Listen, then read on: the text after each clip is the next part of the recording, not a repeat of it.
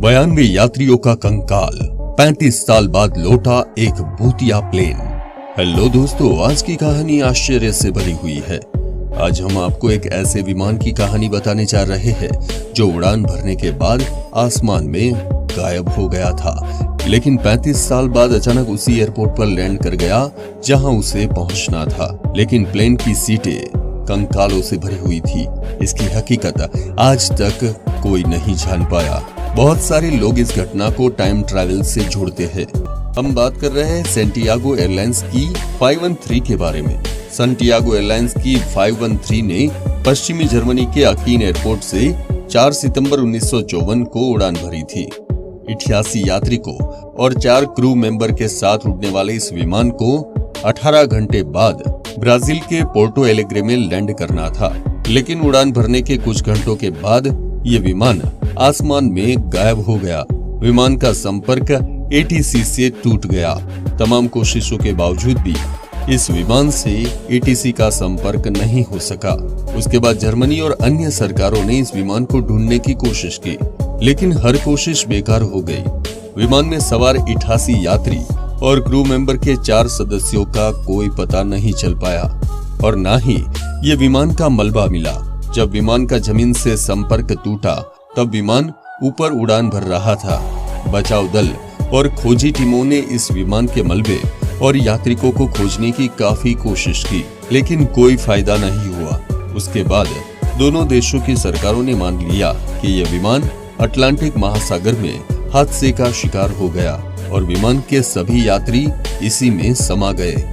खोजी और बचाव दल ने अपनी रिपोर्ट पेश कर दी और बताया कि विमान अटलांटिक महासागर में हादसे का शिकार हो गया और विमान में सभी 92 लोगों की मौत हो गई। समय के साथ फ्लाइट 513 भुला दी गई, लेकिन एक दिन 12 अक्टूबर 1989 को पोर्टो एलेग्रे एयरपोर्ट के एटीसी यानी कि एयर ट्रैफिक कंट्रोल के स्क्रीन पर एक अनजान विमान देखा गया।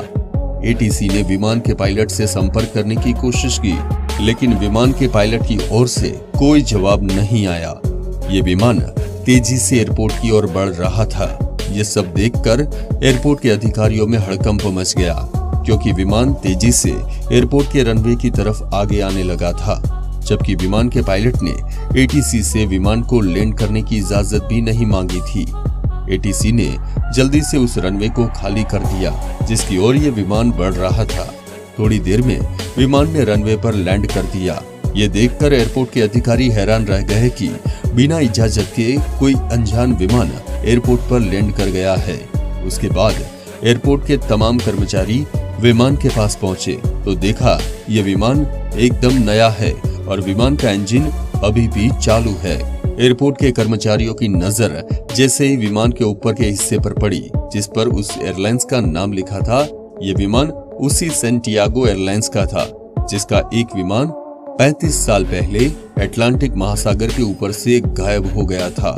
ये देखकर एयरपोर्ट के अधिकारी घबरा गए, क्योंकि ये एयरलाइंस हादसे के 2 साल बाद यानी कि 1956 में बंद हो गई थी। उसके बाद कुछ कर्मचारियों को विमान के अंदर भेजा गया और उसके बाद अधिकारी और कुछ कर्मचारियों ने प्लेन के अंदर जाकर देखा तो नजारा देखकर उनके मुंह से चीख निकल गई। प्लेन पूरी तरह कंकाल से भरा हुआ था, क्योंकि विमान की सीटों पर इंसानों के कंकाल ही थे। उन्होंने सीट बेल्ट भी लगा रखी थी। उसके बाद कुछ अन्य कर्मचारियों को विमान के अंदर भेजा गया, उनको भी वही नजारा दिखाई दिया।